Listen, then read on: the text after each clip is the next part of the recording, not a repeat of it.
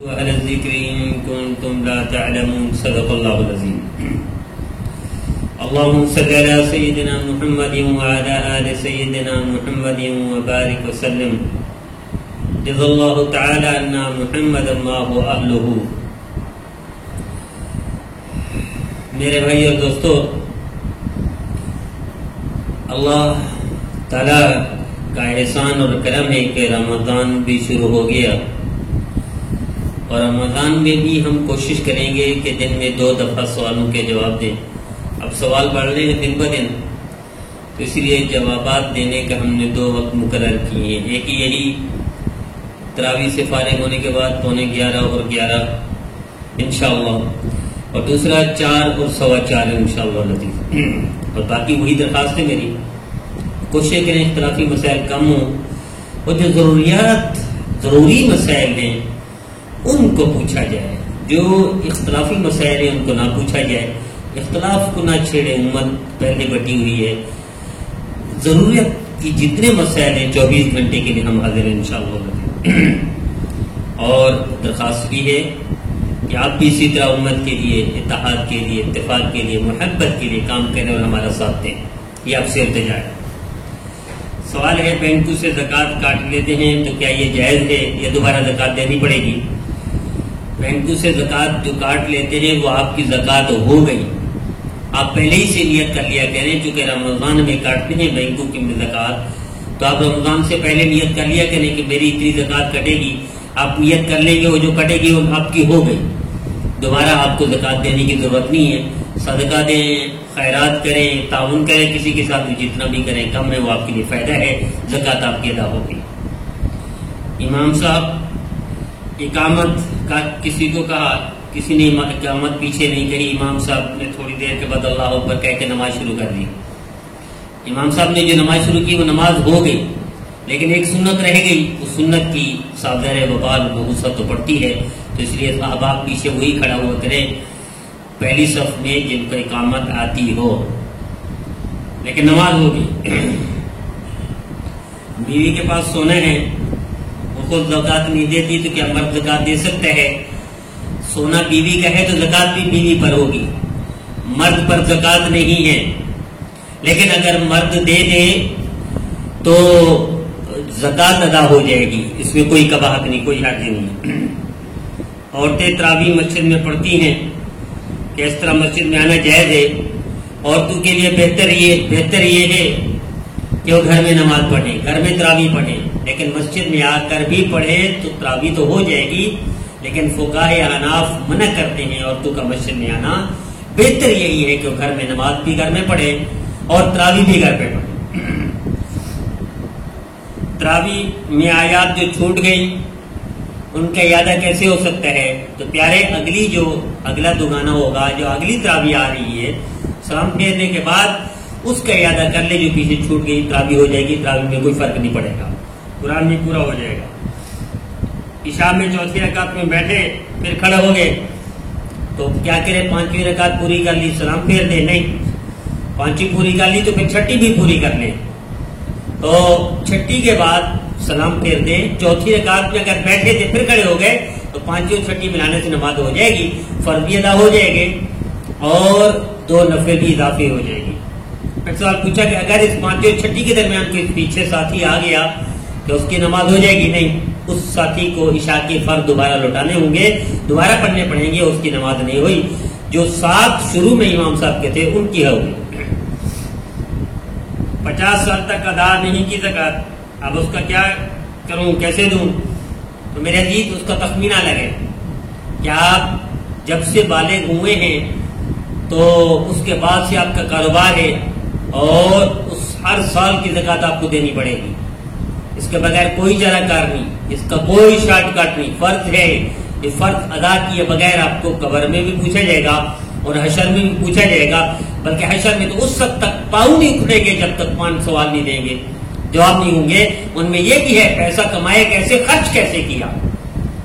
اور اس کا سوال دینے سے پہلے، موت سے پہلے، قبر سے پہلے آپ اپنا تخمینہ لگا لیں کہ 50 سال میں سے مطلب 40 سال کی زکوٰۃ لگا لیں کہ ہر سال کتنی زکوٰۃ ہوتی جائے گی. خود اپنے اعتبار سے آپ کو تھوڑا سا دماغ پر توجہ دیں، کمپیوٹر کو فٹ کریں، لیکن آپ کو پتہ چل جائے گا کہ 20 سال کا تھا تو اتنی دولت تھی، 30 سال کا تھا تو اتنی تھی، 40 سال کا تھا اتنی تھی، 50 سال میں اتنی آ گئی، تخمینہ کر کے کر دیں، کم و بیش پھر اللہ سے معافی مانگ لیں، اللہ مجھے معاف کر دے، اللہ معاف کر دیں گے۔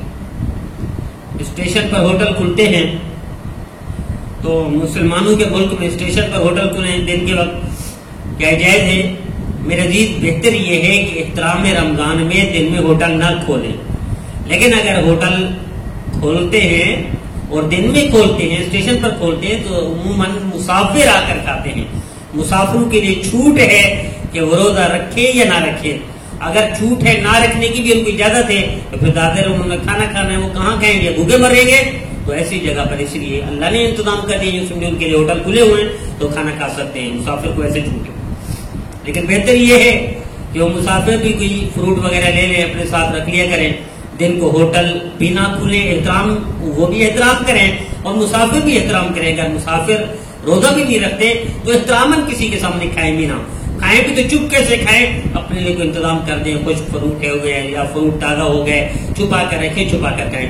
روزہ داروں کے سامنے کھانا یہ احترام رمضان کے خلاف ہے۔ امریکہ سے فطرہ بھیجتا ہوں تو کرنسی کون سی ہوگی؟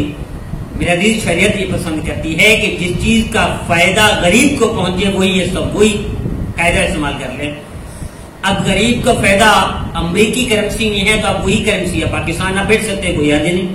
آپ امریکہ میں رہتے ہیں، آپ اپنا فطرہ اور زکوٰۃ یہاں بھیجنا چاہتے ہیں پاکستان میں کسی غریب کو، رشتہ دار کو آپ بھیج دیں، لیکن کرنسی بھی وہی کا اندازہ لگا لیں، اس سے غریب کا فائدہ ہے۔ آپ کے رشتہ داروں کو دیں گے تو آپ کے رشتہ داروں کا فائدہ ہے، غریب ہوگا تو آپ کے نبی کی امت ہے، آپ کے اللہ کے بندے ہیں، آپ کے آدم کی اولاد ہے، اور یوں سمجھے حضرت آدم کی اولاد آپ کے بھائی ہیں، تو اپنے بھائیوں کا فائدہ آپ نہیں چاہیں گے، امریکی کرنسی میں زیادہ بنے گی تو آپ کا بھی فائدہ ہے، آپ کا دنیا کا بھی فائدہ ہے، آخرت کا بھی فائدہ ہے۔ آپ جتنا خرچ کریں گے اتنا برکت ہوگی، اتنا نحوست جائے گی، اتنا چور ڈاکو سے بھی محفوظ رہیں گے، اللہ کے یہاں بھی قرب اور تعلق نصیب ہو جائے گا۔ کیا آپ کو نہیں چاہیے؟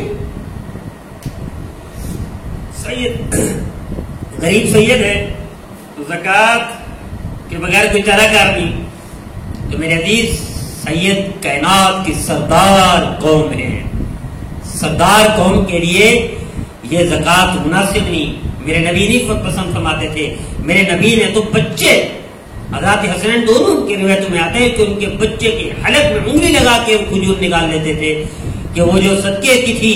آپ سید کا اتنا تو احترام کریں کہ سید کا احترام ایسا ہے جیسے میرے نبی کا احترام، میرے نبی کا احترام کریں گے یقیناً دنیا بھی آپ کی بن جائے گی، آخرت بھی بن جائے گی۔ تو میرے عزیز کوشش کریں سید کو زکوٰۃ نہ دیں اور اس کو صدقہ بھی نہ دیں، فطرہ بھی نہ دیں، آپ اس کو ہدیہ دے دیں۔ آپ ایسے سمجھیں نبی کو دے رہے، اگر نبی کریم صلی اللہ علیہ وسلم تشریف فرما ہوتے، آپ زندہ ہوتے، آپ سے ضرورت ہوتی اور نبی کریم صلی اللہ علیہ وسلم اعلان کرتے جس کے پاس جتنا ہے اے لگائے، تو حضرت صدیق اکبر کی طرح تو آپ کی بھی خواہش ہوگی، یا صرف کس سے سنے ہوئے ہیں؟ حضرت صدیق اکبر رضی اللہ عنہ کی طرح آپ کی بھی خواہش ہوگی میں بھی لٹا دوں سب کچھ نبی پر۔ تو یوں سمجھیں نبی کی اولاد پر خرچ کرنا بھی ایسے ہے جیسے نبی کریم صلی اللہ علیہ وسلم کو خوش کرنا اور نبی کریم صلی اللہ علیہ وسلم کو دینا۔ تو آپ نہیں چاہتے حضور صلی اللہ علیہ وسلم خوش ہوں؟ حضور روزہ رہتا ہے میں خوش ہوں گے، آپ کے لیے دعا دیں گے، اللہ کی نسلوں کا مستقبل اچھا کر دے گا۔ تو آپ کو نہیں چاہیے؟ ہاں اگر آپ آخرکار آپ نہیں دینا چاہتے سید کو تو پھر آپ یوں کریں، ڈائریکٹ زکوٰۃ سید کو نہ دیں۔ نبی کریم صلی اللہ علیہ وسلم تشریف لے گئے اور دیکھچی دیکھ لی تھی کہ الم تر غربۃ فی الحم، دیکھچی دیکھ لی، اس میں گوشت پک رہا تھا، تو فرمایا کہ میں نے وہ دیکھچی نہیں دیکھی الم تر غربۃ فی الحم جس میں گوشت پک رہا تھا۔ تو عرض کیا کہ یا رسول اللہ وہ تو صدقہ تھا، فرمایا اللہ کی صدقہ والا نہ دیا، تو آپ کے لیے صدقہ تھا، میرے لیے ہدیہ لاؤ میرے۔ تو پھر سید کو اگر دینا بھی ہے تو زکوٰۃ ڈائریکٹ نہ دے، کسی غریب کو دے اور اس کو کہیں دیکھو دینی تو میں سید کی تھی، سید کو زکوٰۃ نہیں لگتی، تو پھر آپ تھوڑی سی مہربانی کریں، ساری دے دیں آپ کی مرضی یا کچھ دے دیں آپ کی مرضی۔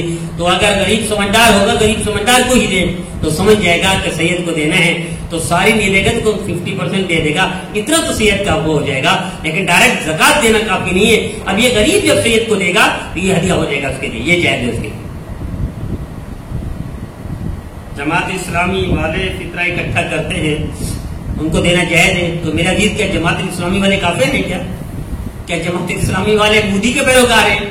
کیا جماعت اسلامی والے یہودی ہیں کیا؟ میرے عزیز وہ مسلمان ہیں، واللہ اللہ کے رسول کا نام لینے والے ہیں۔ آپ کو بتاؤ ایک عجیب بات، مجھے بتاتے خود سب سے زیادہ دینی تعلیم کا علم، دینی علم کی بنیاد کالج یونیورسٹی میں سب سے پہلے جماعت اسلامی کے بچے ہوتے تھے، لڑکے۔ کالج میں سب سے زیادہ جماعت اسلامی کام کر رہی ہے، یونیورسٹیوں میں سب سے زیادہ جماعت اسلامی کام کر رہی ہے۔ ایسے طبقے میں کام کر رہی ہے جہاں آپ نہیں پہنچ سکتے، جہاں آپ کام نہیں کر سکتے۔ آپ دیکھیں جتنا طبقہ ہے جماعت اسلامی کے پاس، سارا بیوروکریٹ ٹائپ کا ہے، پڑھا لکھا ہے، اعلیٰ طبقہ ہے، ویل ایجوکیٹڈ ہے۔